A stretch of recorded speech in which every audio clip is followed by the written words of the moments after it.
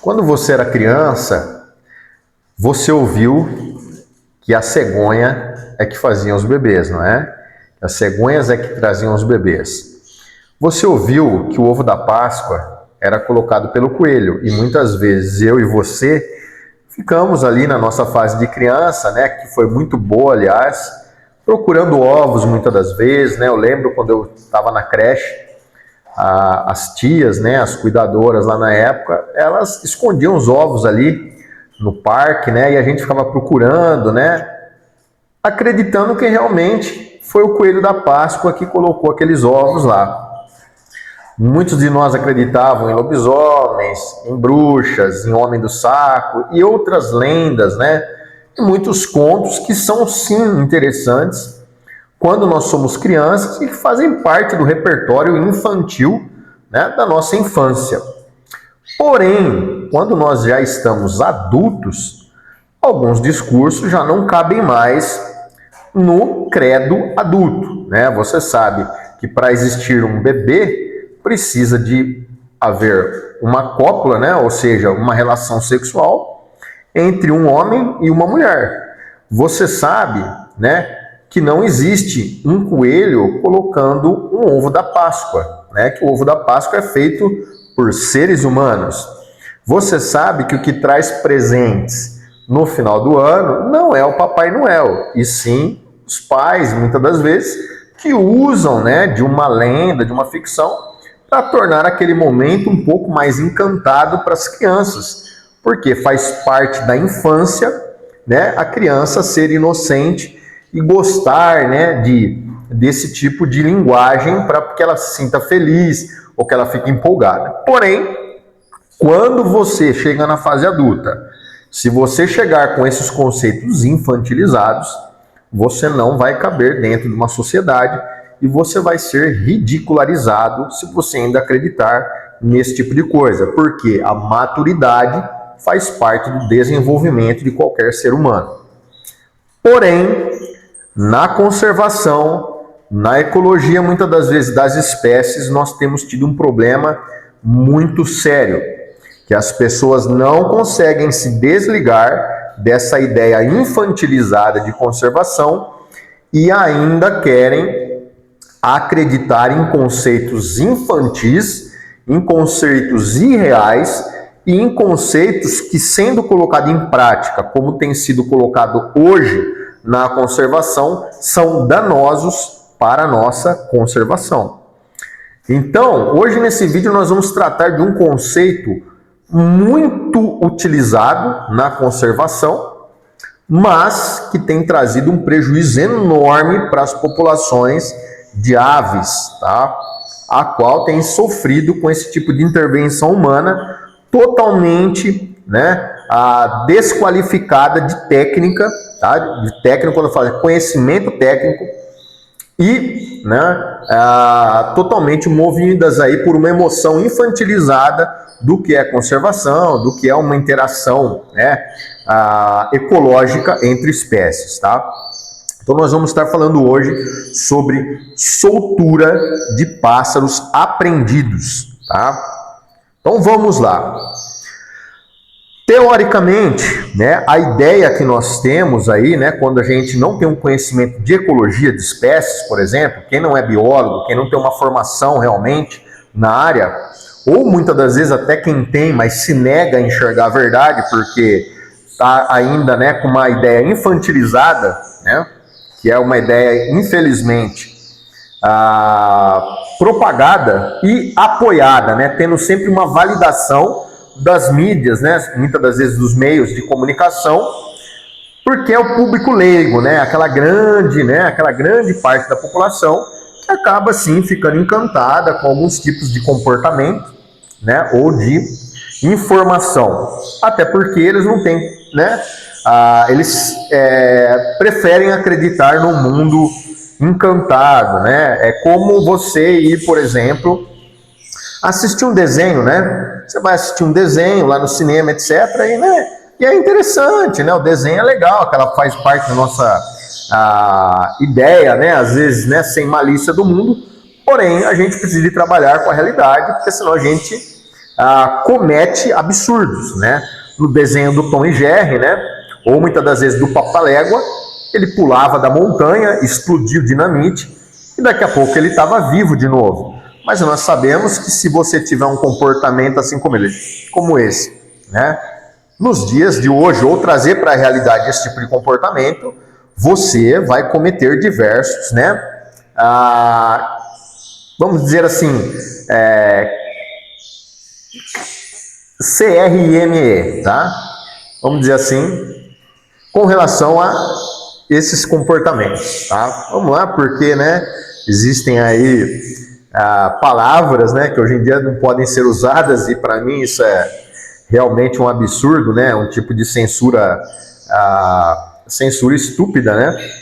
Porque coisas absurdas muitas das vezes aí são propagadas e palavras, né, que trazem informação muitas das vezes são censuradas aí nas mídias, né?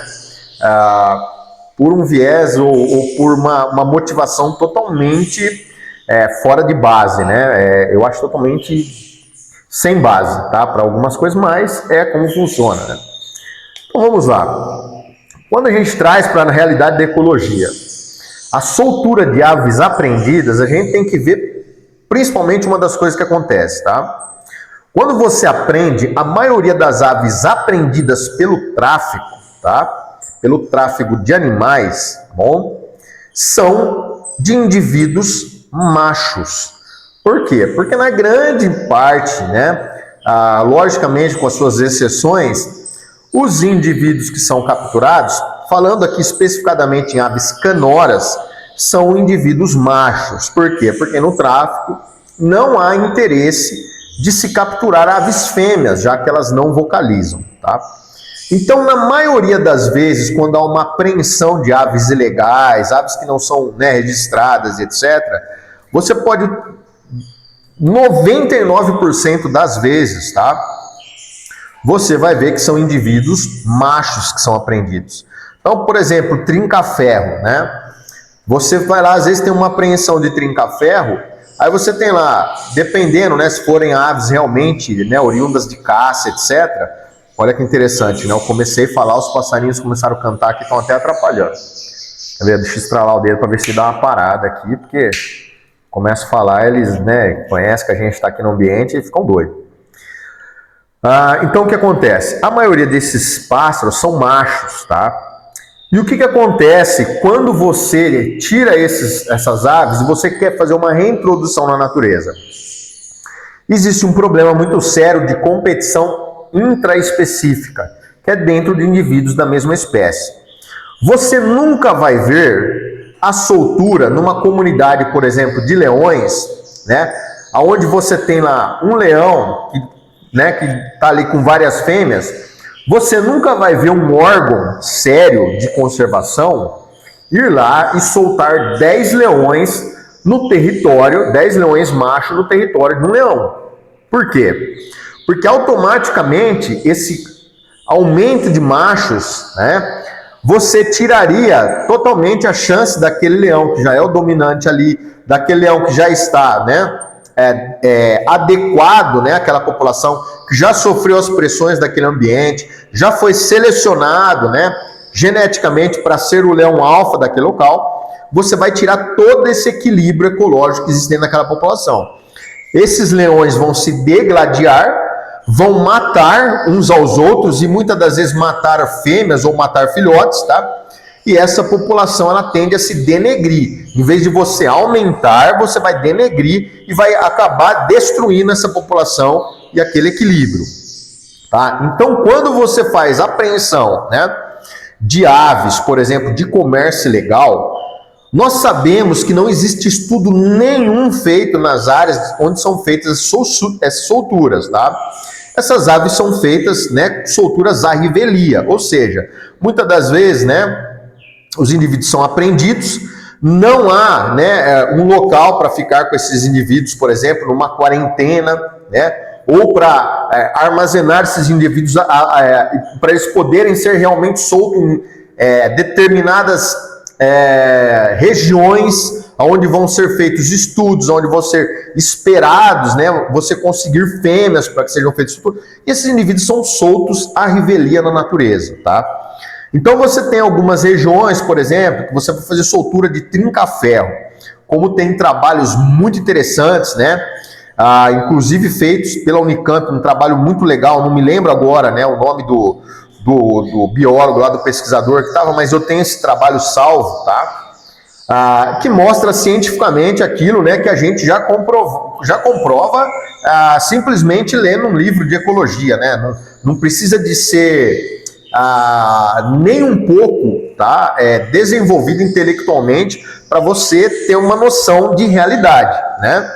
Se eu coloco uma mulher para 20 homens, né, e ela precisa de casar, ela vai casar com um, e tem 20 homens, o que vai acontecer com esses 20 homens? Uma competição, tá, entre eles. Então você não está aumentando a população deles, você está simplesmente tirando a possibilidade daquele homem, por exemplo, se ele fosse casado ali com aquela mulher, né, tirando a possibilidade daquele cara ali se perpetuar, e você está colocando ali uma disputa totalmente desnecessária de machos, né?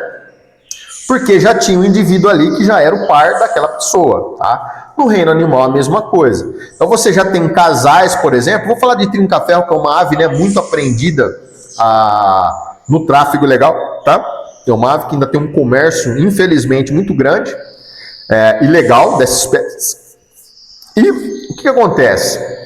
Você vai numa região onde você, teoricamente, sabe que tem alguns indivíduos que tem um ambiente propício, né, a população de trinca-ferro, e aí você vai lá e solta 10, 20, 30, 40, muitas das vezes 50 ou mais trinca-ferros, sem ao menos ser feito sexagem desses pássaros, tá? Então eu sei, porque eu tenho amizade, né, com a galera da ambiental, tudo, né, e o pessoal comenta com a gente. É feita a soltura, né? Eles estão fazendo o trabalho deles, né? Quando você não tem condição de manter um animal, olha o que acontece. Você vai fazer uma soltura desses animais, tá? E o que acontece? Muitas das vezes você solta 50 machos de trinca-ferro numa região onde você às vezes tem 2, 3, 4 ou 10 casais de trinca-ferro.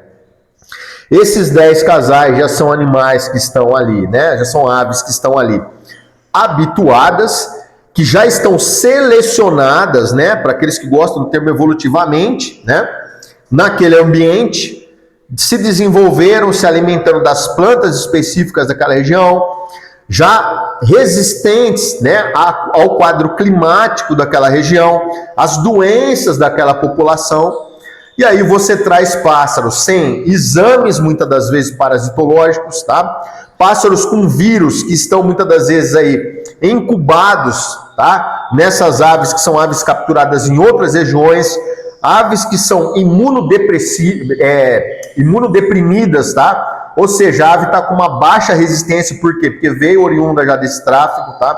Não foi uma ave que nasceu, por exemplo, né, em cativeiro, que ela não tem nenhum tipo desse estresse, porque para ela, assim como o seu cachorro, ele não tem tipo nenhum estresse porque está na sua casa, porque vive no seu apartamento, etc. Mas a ave capturada selvagem é totalmente diferente. Por quê? Porque ela tem um estresse de ter sido retirada do seu ambiente de origem, tá? É a mesma coisa que você for lá e pegar um lobo-guará e prender dentro do seu quintal, tá? Esse bicho vai ficar extremamente estressado, tá? Por quê? Porque ele não nasceu naquele ambiente.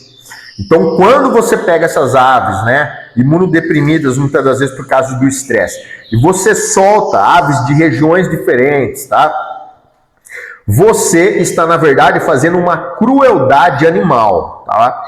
Infelizmente, eu falo infelizmente, tá? Muitos biólogos têm, né, cedido a essa ideia infantilizada de conservação e por não quererem ser criticados, eles muitas das vezes reforçam esse tipo de comportamento, tá? Então, você, como biólogo, você tem que ter responsabilidade na sua profissão de você disseminar um conhecimento técnico e não um conhecimento fantasioso de conservação, tá? Então, o que acontece? São soltas essas aves e essas aves trazem um desequilíbrio irreversível, muitas das vezes, em muitas populações de aves locais, tá? Trazendo uma competição intraespecífica totalmente desnecessária para a espécie, tá? Muitas das vezes até ocorrendo morte de fêmeas, porque você solta 50 machos, tá? Existem fêmeas que são valentes, né? Fêmeas fibradas, e essas fêmeas, muitas das vezes, elas mesmas vão defender o seu território de outros machos, tá? E muitas das vezes os machos atacam essas fêmeas, e a fêmea, muitas das vezes, ela pode até matar o macho, como ela pode ser morta pelo macho, tá? Nessas brigas territoriais.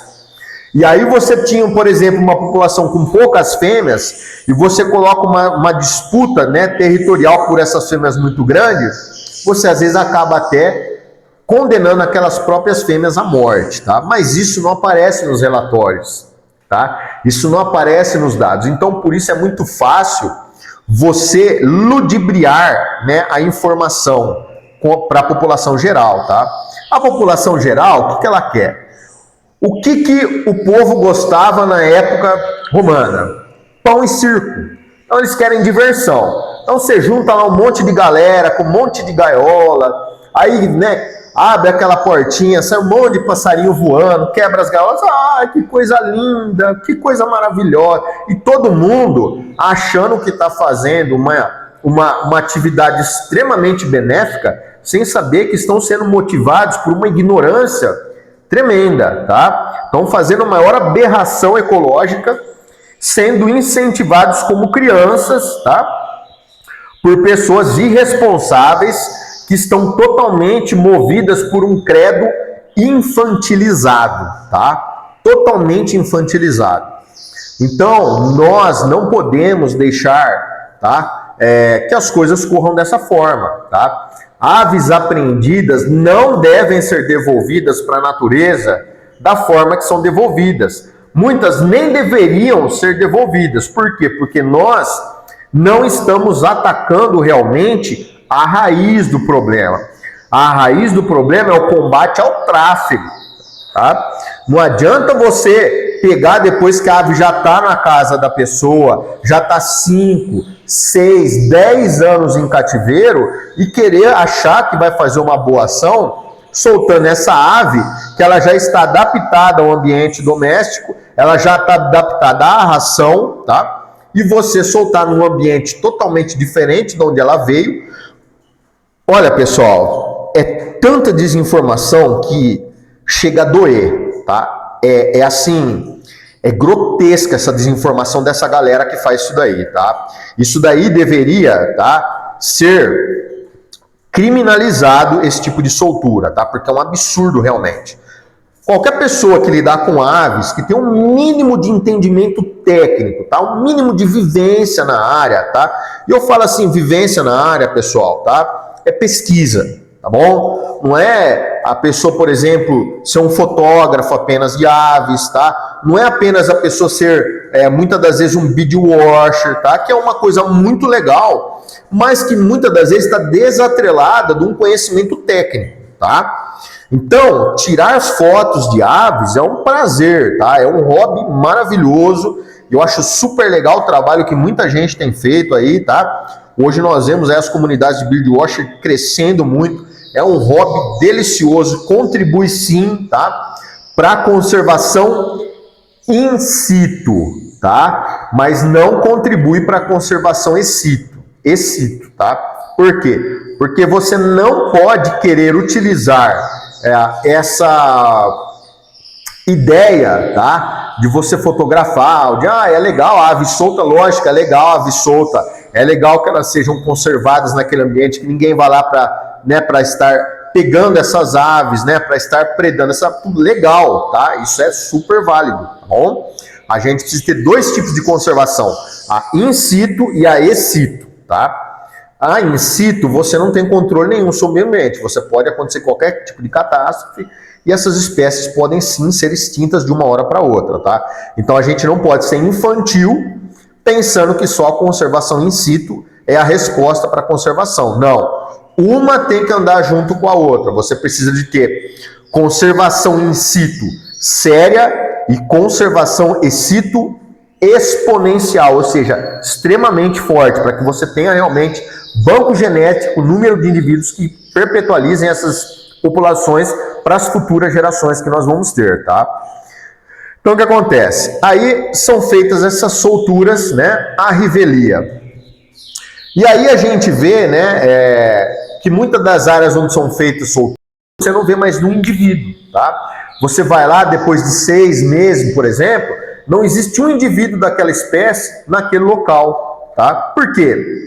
Porque às vezes aquele ambiente, embora pareça legal, ele não está apto para receber aqueles indivíduos. Por quê? Porque existe uma população pré-estabelecida, tá?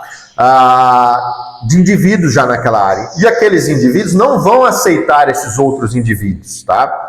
Eles vão expulsar daquele território. E aí esses indivíduos vão se deslocando. Muitos deles morrem nesse processo, tá? Mas imagina, você solta um trinca-ferro numa área de mata, quem que vai lá fazer um rastreamento para saber qual pássaro que morreu depois de 6 meses? Quantos desses indivíduos estão vivos depois dessa soltura? Ninguém faz isso, tá? Então é muito fácil, não é? A gente vê pessoas aí soltando cachorro na rua, que hoje em dia é criminalizado, não é esse tipo de responsabilidade? Mas soltar aves na natureza não é irresponsável, tá? Aves que são aí ambientadas já, domésticas, né? Aves que ficaram muito tempo já em ambiente, né, de cativeiro. Isso não é crime. Por quê? Porque você não vê a ave magrinha, você não vê a ave caída muitas das vezes, você não vê essa ave morrendo. Mas o cachorro você consegue ver, né? Porque o pássaro morre no meio do mato. Então, o que o olho não vê, o coração não sente. Então, nós precisamos de realmente atacar o quê? O foco. Qual que é o foco? O tráfico de animais. É evitar que esses animais sejam capturados na natureza. Não é querer fazer uma soltura dos animais que já saíram para outros ambientes, sendo que nem se sabe de onde eles vieram, tá? Para quem estuda um pouquinho, tá? Um pouquinho, você precisa ter um pouquinho, ter um pouquinho só de vivência, tá? Se você for um criador de aves, você já sabe isso há muito tempo, tá bom? O que acontece? Existe uma questão hierárquica nas aves, tá? A ave, muitas das vezes, você tem uma população, por exemplo, né? O tico-tico, que é uma ave que eu reproduzo há mais de 25 anos, aí, que eu reproduzo a espécie. O que acontece? Você tem, às vezes, um indivíduo velho, que ele não é o mais apto, ele não é o mais forte, não é mais nada. Mas aqueles filhotes novos que nascem ali no seu plantel, eles respeitam aquele indivíduo. Não porque seja um indivíduo mais forte, não porque se entrasse numa briga corporal, aquele indivíduo prevaleceria, não. É simplesmente por uma questão de respeito. De uma forma que você respeita seu pai, sua mãe, seu avô. Não é porque seu pai ou seu avô é menos forte que você vai desrespeitar. Não é porque o idoso não tem a mesma força física sua que você vai desrespeitar um idoso, tá? Então, na natureza também existe essa hierarquia de respeito, e não por força, por uma questão hierárquica dos nascimentos, tá? É construída essa hierarquia. Por isso que uma população saudável, ela só cresce no mesmo ambiente quando vem de filhotes que se reproduzem. Por quê? Porque o pai e a mãe, eles estão hierarquicamente numa posição naquela cadeia, tá? Na cadeia que eu falo, pessoal, é na hierarquia dentro da espécie, não é numa cadeia, tá? De predação, né? E etc. Tá? É uma hierarquia dentro daquela comunidade, tá bom? Então, o que acontece? Quando o filhote, tá, daquele pássaro nasce, ele fica com os pais até ele conseguir estar apto a sobreviver naquele ambiente, tá? Então, ele vai aprender os alimentos que os pais, ele vai ser protegido pelos pais, ele vai aprender quais são os predadores, tá? Que existem naquela região que ele deve cuidar, quer dizer, onde estão os recursos alimentares naquela região, tá? Tudo isso o filhote aprende com os pais e durante o período em que eles estão com os pais, mesmo após estarem comendo sozinho, tá?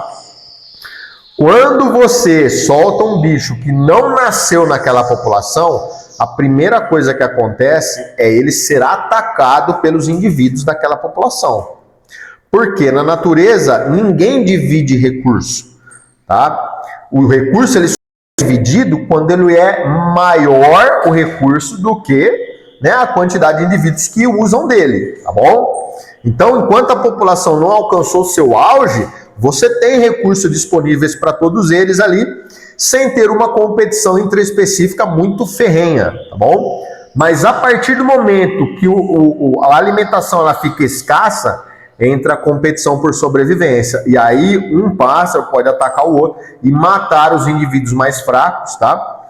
Para poder, né, sobreviver com o recurso que é escasso, tá bom? Você imagina uma alcateia de lobos aí, por exemplo, né? Deixa todos eles famintos, por exemplo, e aí você joga um pedaço de carne lá para eles. O que vai acontecer entre eles? Eles vão, muitas das vezes, brigar entre si. Existe um macho alfa, mas machos alfas, muitas das vezes, eles são desafiados, por quê? Porque existe, né, um outro macho ali que está crescendo, e ele quer, às vezes, acasalar com as fêmeas, tá? Ou ele quer ter, por exemplo, né, a hierarquia de primeiro lugar nos órgãos mais nobres ali da caça, e aí ele vai desafiar essa autoridade que está imposta ali. Agora, se você coloca todo mundo nessa escassez alimentar, eles vão se degladiar e muitas das vezes acabam nem respeitando esse tipo de hierarquia. Por quê? Porque a necessidade, né, de alimentar, de viver, muitas das vezes começa a falar mais alto, tá? Então, soltura, esse tipo de soltura que é feita hoje é uma forma irresponsável de conservação, tá? E é uma pena que eu vejo muitas das vezes treinando policiais ambientais a repetir esse tipo de comportamento, pessoal. É um absurdo. Eu quando vejo isso falo, meu Deus, aonde que é o papel? Quem deveria estar orientando essas pessoas, né? Realmente pessoas formadas, com técnica, biólogos sérios, tá? Que realmente passam informações corretas para esse tipo de gente. Ou seja, mas acontece o problema do quê, né? Como você não tem estrutura para resolver o problema de forma ética, você faz do jeito que é só para mostrar que está trabalhando. Então, hoje em dia está acontecendo isso, né? A gente está jogando a sujeira para baixo do pano. Como eu não consigo fazer, né, um mecanismo de reintrodução correto, com estudo de área, sabendo se aquela área tem indivíduos, né, ou tem um potencial para receber aquela população corretamente, eu solto, porque é uma questão de batata quente, né? Muitas das vezes não tem recurso para você ficar criando aquelas aves até que você tenha, né, esse ambiente, até que você tenha as condições necessárias, que seriam solturas sempre de casais e não de um monte de macho na natureza, tá? Então, são vários tipos de condições. E voltando a falar, né, naquele tema de hierarquia, quando você tem uma população que não cresceu naquele local, quem é criador de aves, né, quem cria cito já sabe disso. O que acontece? Às vezes dentro da sua casa ou do seu criatório, você tem ali diversos filhotes que muitas das vezes eles são fenômenos, mas eles não despontam dentro do seu criatório. Vai despontar na mão de um outro criador que adquire ele. Por quê? Porque ali dentro do criatório ele respeita a cadeia hierárquica, tá? Então ele nunca vai botar o potencial dele para fora num lugar onde ele respeita a hierarquia.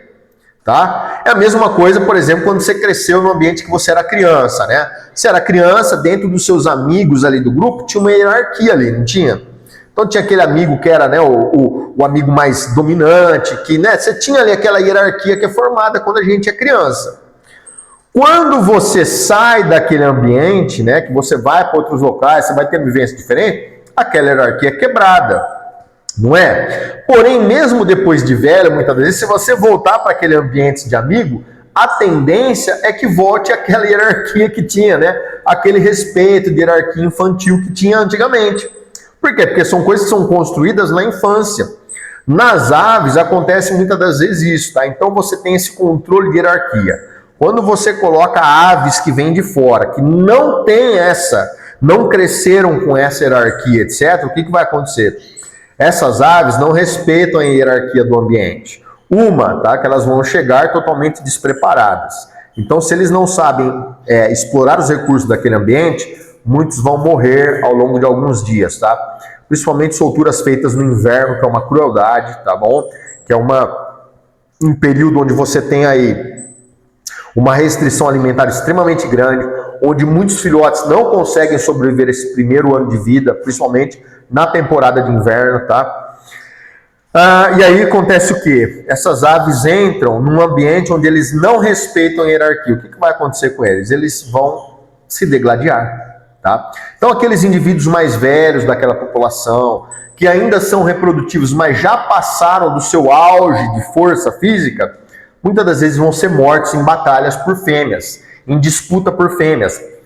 Fêmeas também, tá? Fêmeas também disputam machos. Tem aí relatos extraordinários, né? Eu lembro de um relato super legal que tinha no Flirk, tá? De um fotógrafo, não me lembro o nome dele, tá? Mas ele registrou uma fêmea de saí andorinha, que ela entrou em luta com uma outra fêmea, tá? E as duas começaram a brigar ali, tá? Por um macho, tá? Olha que interessante, duas fêmeas brigando por um macho. E elas começaram a brigar, aquela briga foi se desenrolando, as duas acabaram caindo num riacho, né?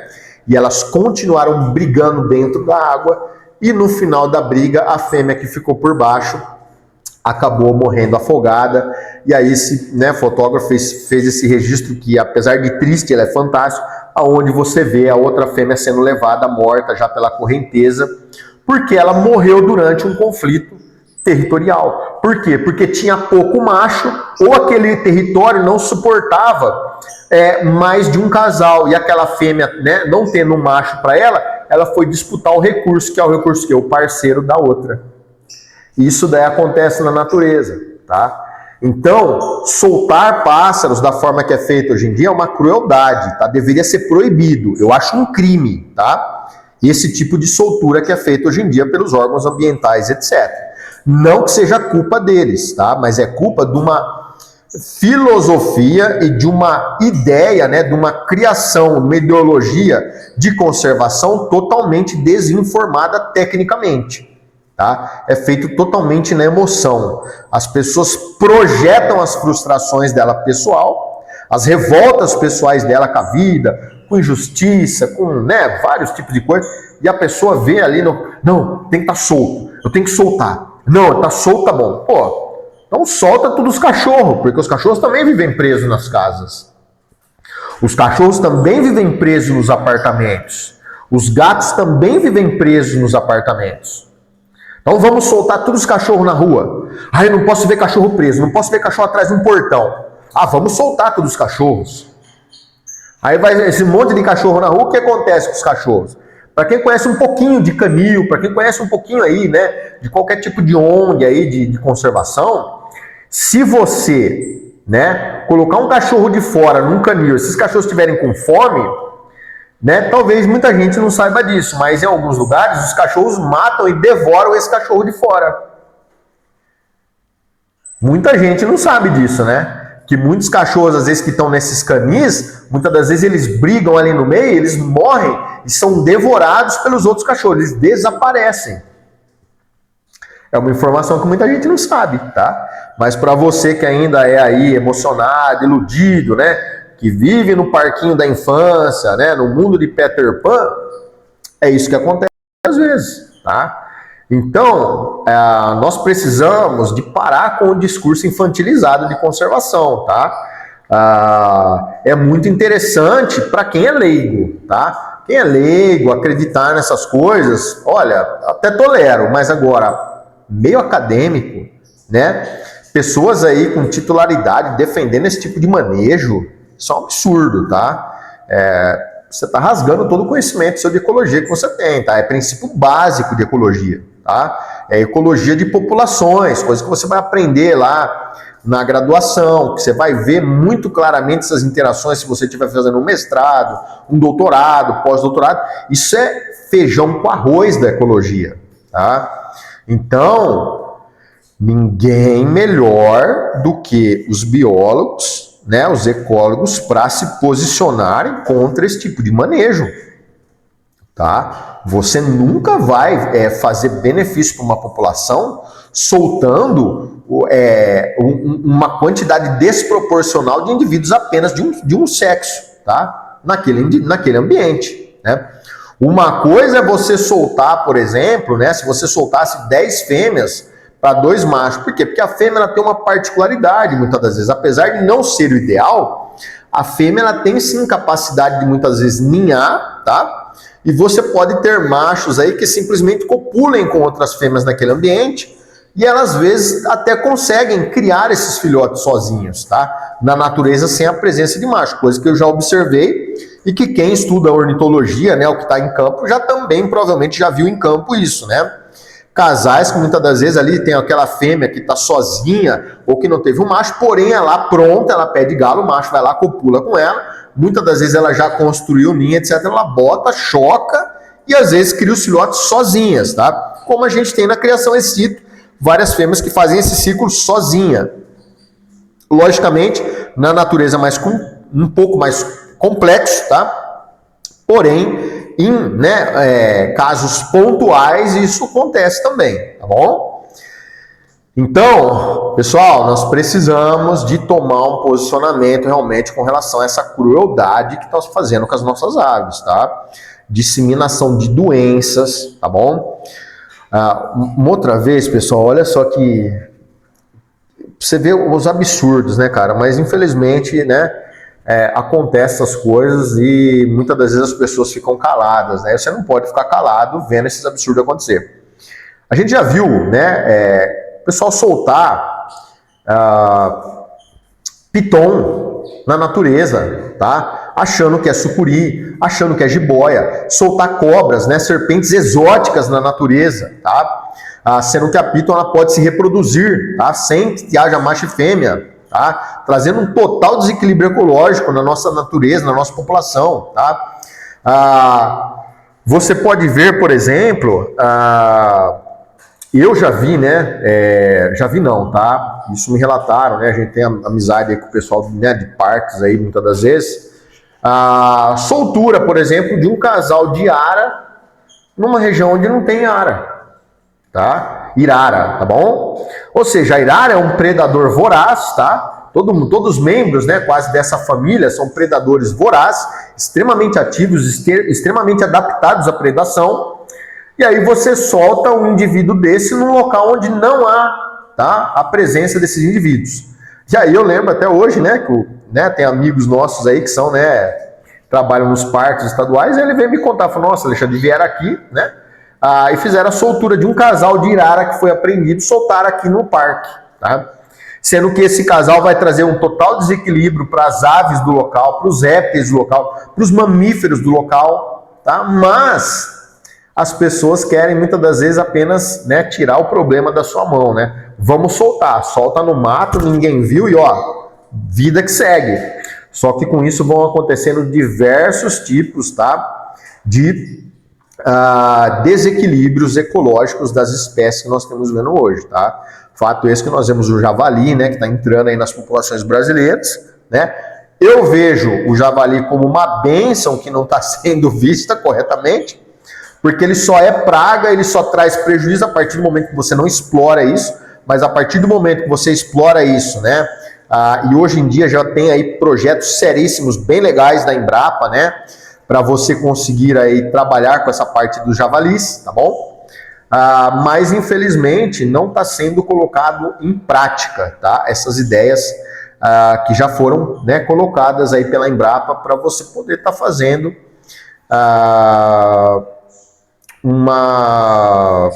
um aproveitamento, né, desses javalis para fins comerciais, tá bom? Então, pessoal, vamos trabalhar com a informação correta, vamos parar de fazer crueldade com as nossas aves, tá? Você aí, tá, que é biólogo, que é, né, muitas das vezes influenciador digital, etc. Pessoal, pare de propagar esse tipo de ideia infantilizada de conservação. Vocês estão destruindo as nossas espécies, tá?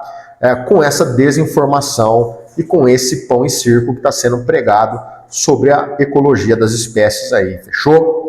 Então fica aqui para vocês, pessoal, espero que vocês aproveitem essas informações, parem para pensar e vamos conservar como gente grande, com inteligência. Valeu, pessoal!